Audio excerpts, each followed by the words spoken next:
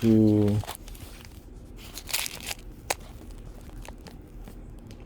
어,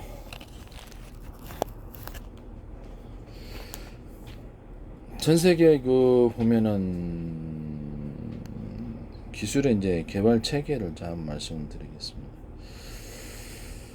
앞으로 이제 이게 어떤 플랫폼이 형성이 된다 할지라도 이제 각 본사에서 각각의 이제 운영 체제를 자기네들 회사 컴퓨터만 움직이기만 하면 되는 거예요. 약간 큰 데는 또 이렇게 군 같은 데는 운영 체제를 스스로 만들어 가지고 쓸 수 있습니다. 외부하고 폐쇄된 운영 체제가 되겠습니다.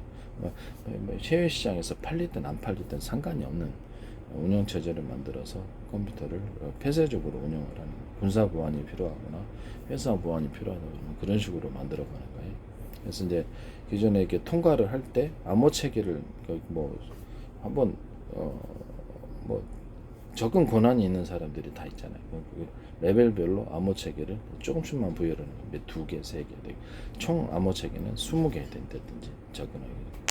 또는 뭐 최종 담당자에게는 주파수 같은 거, 주파수 같은 거 싸가지고 저도 이제 금고 같은 거 이제 그렇게 하려고 하면 좋겠다고 생각을 하거든요.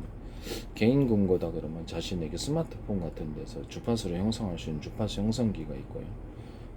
누르면 세 가닥 정도, 네 가닥 더 비밀 몇 개 중에 선택할 수 있게끔 자기가 만들어주고 주파수 형성기 한 20개나 10개나 20개나 정도에 무작위로 자신이 선택해서 그거를 누를 수 있게끔 그렇게 해주고 비밀번호를 쳐야 되고 자신의 개인 비밀번호는 이 두 가지가 같이 있어야 돼요. 그 다음에 지문 등록까지 같이 해갖고 지문 그러면 금고가 좀 더 이중으로 보완이 되는 거 아니에요? 그런 식으로 하는 게 나을 것 같습니다. 그리고 이제 제가 그 워키토키 방식의 주파수를 무선 CCTV로 해가지고 무선 CCTV로 해서 그냥 선으로 하지 않고 선으로 무선 CCTV로 해가지고 그래서 이렇게 워키토키 방식으로 사물 인터넷도 그런 식으로 하셔도 되고요. 그래서 여기 스마트폰과 연결을 하든지 아니 워키토키 스마트폰으로 이렇게 따로 만들어가지고 그래서 연결을 하든지 그런 식으로 해서 통제를 하는 게 나을 것 같습니다. 뭐 저장은 뭐 CCTV 자체에서 이제 저장을 하거나 뭐 SD 카드 같은 거 넣어갖고 하든지 아니면 뭐 스마트폰 자체에서 저장을 하는 식으로 이중으로 저장을 하는 식도 뭐 괜찮지 않나라는 생각이 듭니다. 뭐 그런 식으로 아마 이게 들어갈 것 같습니다. 이게 그 두 가닥에서 세 가닥 또는 네 가닥, 다섯 가닥, 여섯, 일곱, 열 가닥 여러 묶음을 다양한 파형의 전파를 섞어가지고 주파수를 만들면 주파수 되게 뭐 무궁무진하죠. 수천 개, 수만 개이기 때문에 널널하고요. 이게 한편으로 비밀 통신 같은 것도 훨씬 더 유리하고 그래서 군에서도 한번 뭐 주파수를 한 100개 만들어가지고 그 중에 몇 가지를 섞어 쓴다든지 뭐 이런 방식으로 해서 1단계는 이 주파수를 쓰고 일단 2단계는 이 주파수를 쓰고 시간대별로 바꿔도 되고요. 뭐 등등등에 다 있습니다. 뭐 군단별로 또는 사단별로 또는 그렇죠 뭐 대대별로 이렇게 주파수를 바꿔 쓴다든지 이런 식으로 해가지고 사실상 공용 주파수가 평상시일 때 공용 주파수를 좀 쓰고 비밀 통신할 때는 또 다른 주파수를 조합을 쓰고 그 사람이 이제 암호 같은 것을 서로 간에 암구가 이렇게 주파수를 쏠 때 세 가닥에서 다섯 가닥을 쏜다 그러면 그 중에 한 가닥은 암호를 넣어야지 드론과 이게 통신할 때 암호를 넣어야지 쳐야지 암호가 들어가는 주파수죠. 그래서 드론이 딱 신호 체계를 받아들일 때 세 가닥은 우리께 맞아요. 나머지 두 가닥은 우리께 맞긴 맞는데 암호가 틀리면 그 드론이 응답을 하는 거예요. 수신기가 응답을 하지 않는 이런 식으로 해서 암호가 숫자 암호가 됐든 뭐가 됐든 암호가 들어가고 1단계 암호가 들어가고 30분 있다가 다시 또 암호가 바뀌면 그 암호가 맞아야만 사전에 프로그램 등록을 해야 되겠죠. 그런 식으로. 그래서 해당 드론을 갖다 한 100만 대 만든다 그러면 특정 드론이 번호가 있을 거 아니에요. 특정 번호에 해당하는 암호를 각각 100만 개를 부여를 해요. 그러면 그때 이제 이 숫자의 암호가 들어가야 되겠죠. 숫자의 암호가 들어가서 해당 드론에 대해서 암호 체계를 눌러야만 번호를 눌러야만 해당 드론을 움직이거나 통신이 가능한 식으로 하면 되겠습니다. 비행기 조종사가 출격할 때는 즉시해서 숫자를 조작을 해가지고 조합을 해가지고 이 숫자는 무엇을 의미하는 것이다. 그래서 숫자로 직시해서 조합을 한 그런 서로 간의 암호를 암고 일종의 암고겠죠. 암호를 만들 수가 있습니다. 워키토키 방식에 있어서 이게 다양한 방식으로 응용이 가능한데 개인 금고라든지 아니면 구내라든지 이렇게 회사의 어떤 슈퍼컴퓨터가 아니더라도 컴퓨터 좀 큰 메인 컴퓨터에 들어갈 때 주파수로 이렇게 주파수 형상기를 통해서 주파수를 딱 누르면 서로 그걸 가지고 있는 사람만 일종의 마스터 키겠죠. 만이 핵심에 접근할 컴퓨터에 접근할 수 있게 나머지는 그 컴퓨터 운영체제 자체가 뭐 기업에서 만든 독자적인 운영체제 뭐 상업적으로는 아니더라도 독자적인 운영체제를 만들 수는 있잖아요.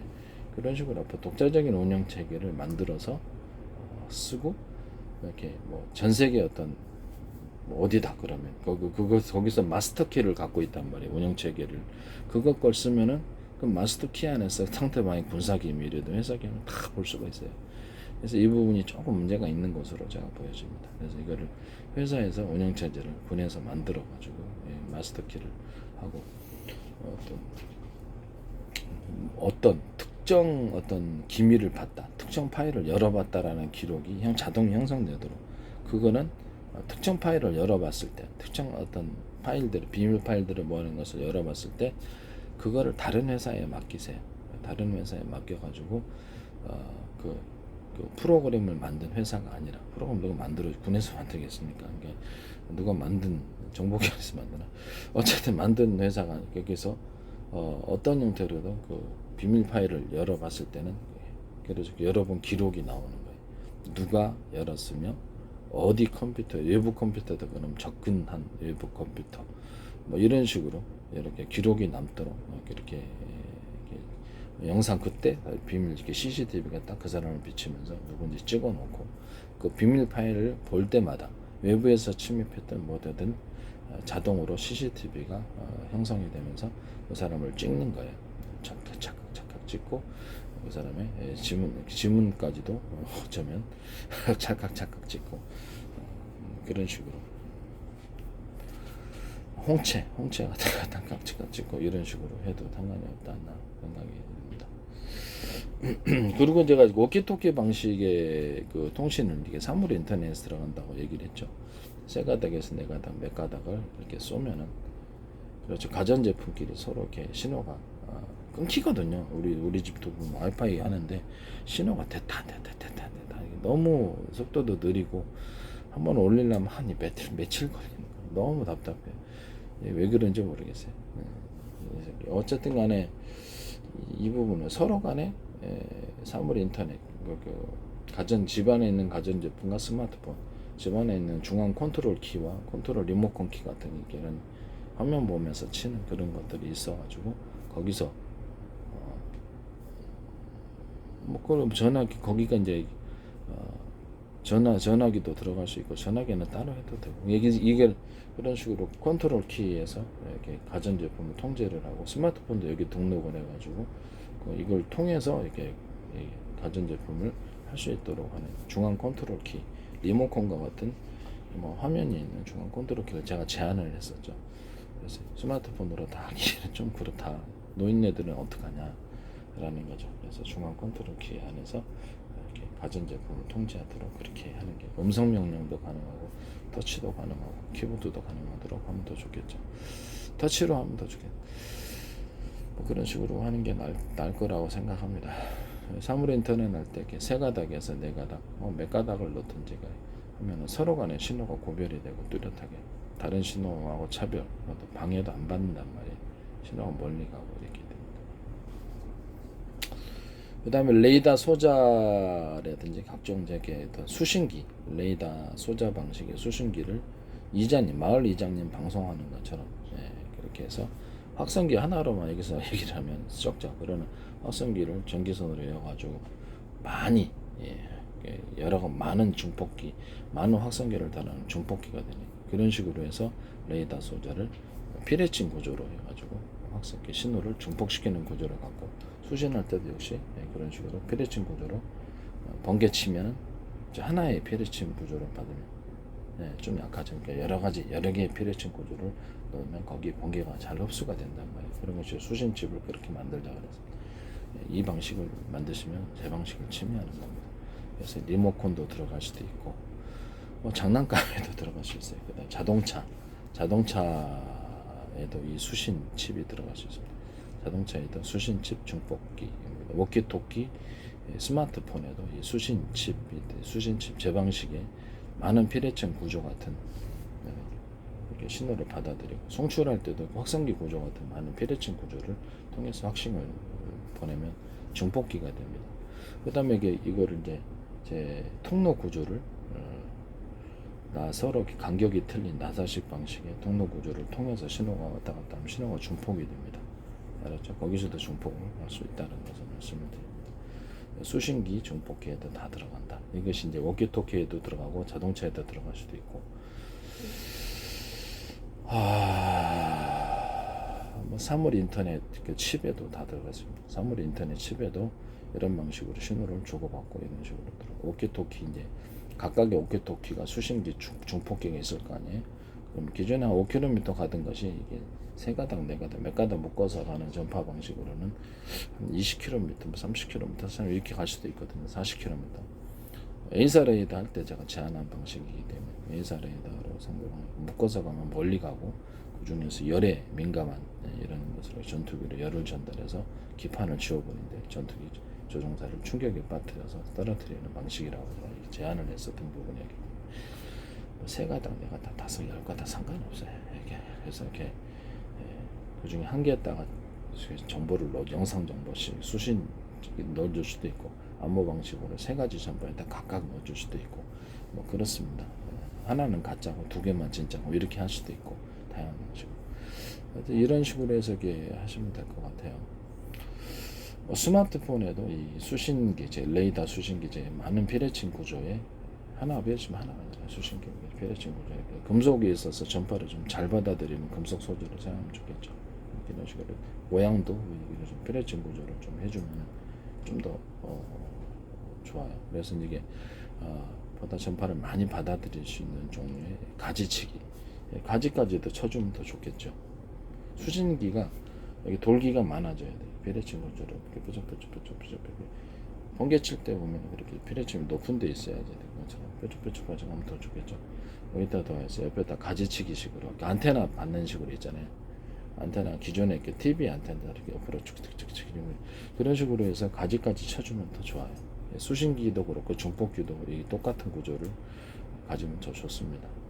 내구성이 있게 오래 써도 이상이 없게끔 이렇게 수신기 중폭기를 만들면 뭐 싼 중폭기는 그냥 피레칭 구조를 만들고 좀 비싼 거는 이렇게 가지치기까지 옆에다 가지까지 좀 척척척 나가지고 안테나식으로 좀 더 많은 수신을 하든 중폭기나 그런 식으로 하셔도 상관없습니다.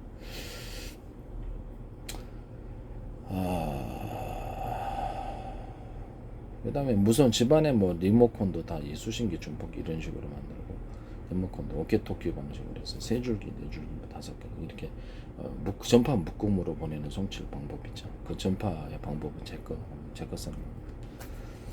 그 다음에 무선 초인종도 이렇게 되고 무선 초인종도 이 방식을 쓰게 되면 한 100m도 넘게 쓸 수 있습니다.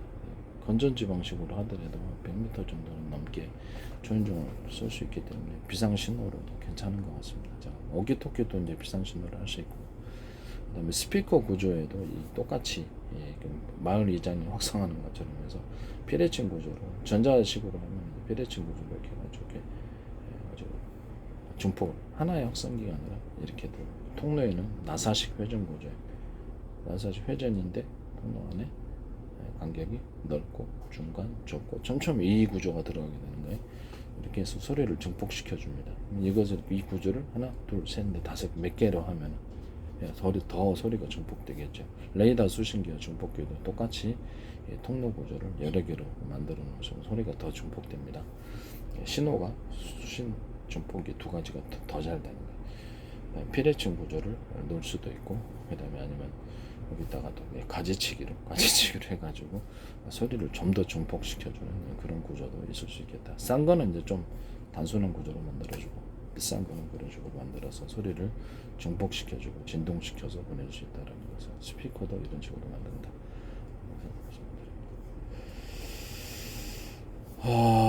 카메라 신호를 이제 카메라를 찍잖아요.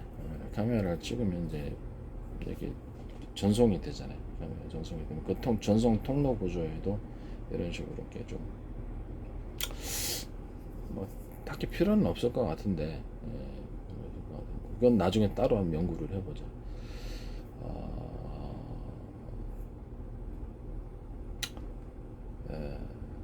나중에 따로 연구를 해서 그런 식으로 이렇게 좀 멀리서 유성 같은 데나 멀리서 이렇게 볼 수 있는 데서도 이렇게 이렇게 증폭시켜서 망원경도 이렇게 보면 증폭을 시켜서 보잖아요. 그럼 다중 렌즈로 이렇게 딱 증폭을 시켜주면 어떻게 됩니까? 곳곳에 점처럼 다 볼 수 있다는 거 아니에요. 그죠? 이런 식으로 피레침 구조를 만들면 카메라도 픽셀 자체가 위성 카메라다 아니면 스마트폰 카메라 모든 형태 카메라가 이렇게 좀 세세히 찍히는 세세한 점까지도 잘 보일 수 있고 신호가 이제 이렇게 좀 더 뚜렷하게 증폭이 된 채로 볼 수 있다, 볼 수 있거나 받아들일 수 있다는 거죠. 이런 식으로 이렇게 피레침 지금 피레침 구조 형태로 카메라 형태를 갖다가 만들어주면은 신호를 이렇게 보내죠. 주고받고가 되겠죠. 이것도 똑같이 이제 제 신호식으로 이렇게 중폭 구조를 통하면 보다 멀리까지 볼 수 있는 그런 카메라가 나올 것 같아요. 이건 좀 제가 좀 더 연구를 해봐야 될 부분일 것 같아요. 그래서 음성 신호만 아니라 이런 카메라 신호, 영상 신호도 아마 신호 방식이 있어서 성출에 있어서 사용하죠. 기존의 방송 송출에도 사용할 수 있는 거 아니에요. 그러니까 방송에서 이제 이렇게 어떤 자신들의 방송사에서 송출을 하려고 할 때 이렇게 제 방식의 이 구조를 선택을 하시는 거죠. 많은 확성기 방식의 선택을 해서 송출을 하면 일종의 이렇게 증폭기이면서 송출기가 되는 건데 이거를 이렇게 사진기에 도입을 하는 거예요. 픽셀도 이런 식으로 해가지고 이거는 사진기는 제가 좀 더 기술을 연구를 좀 해봐야 될 것 같아요. 그래서 이것도 이제 제 개념이 들어갈 것 같습니다. 사진기에도 산업 현장에 골고루 지금 많이 들어갈 것 같은데 산업 현장이 뭐 안 들어간 데가 제 기술은 공용 기술입니다. 그러니까 모든 형태의 산업 현장의 제품과 기획 또 어떤 그 부품에 다 들어갈 수 있는 그런 기본적인 원리를 담고 있기 때문에 매우 중요하다고 생각합니다. 매듭 구조, 뭐 층층이 구조 이런 통로에서 나사식 회전 구조 뭐 이런 것들 통로 회전인데 스크류식으로 해갖고 그러니까 회전 간격을 넓고 중간 좁고 점점 이런 식으로 들어갑니다. 뭐 그렇습니다. 네. 그래서 이렇게 그 사진기 부분은 제가 또 영상을 갖다가 이렇게 보는 거 아니에요. 확대해서 보는 거 아니에요. 확대해서 볼 때 이 부분을 갖다가 보다 촘촘한 구조로 신호를 갖다가 쏴주고 신호를 받아들이고 있으면 위성 같은데 우주 망원경이다. 위성 망원경이다. 위성에서 이렇게 밑에를 볼 때 있잖아요. 카메라식으로 이렇게 볼 때도 스마트폰도 이렇게 밖을 찍을 때 이런 식으로 신호 구조를 갖다가 좀 증폭을 시켜갖고 보거나 이렇게 돋보기처럼 증폭이 시켜주거나 이렇게 그렇게 되면 훨씬 더 잘 찍힐 것 같은데 이건 좀 연구를 해봐야 될 것 같습니다. 또 개념만 제가 형성하겠습니다. 이거를 카메라에도 도입할 수 있다는 거죠. 스피커만이 아니라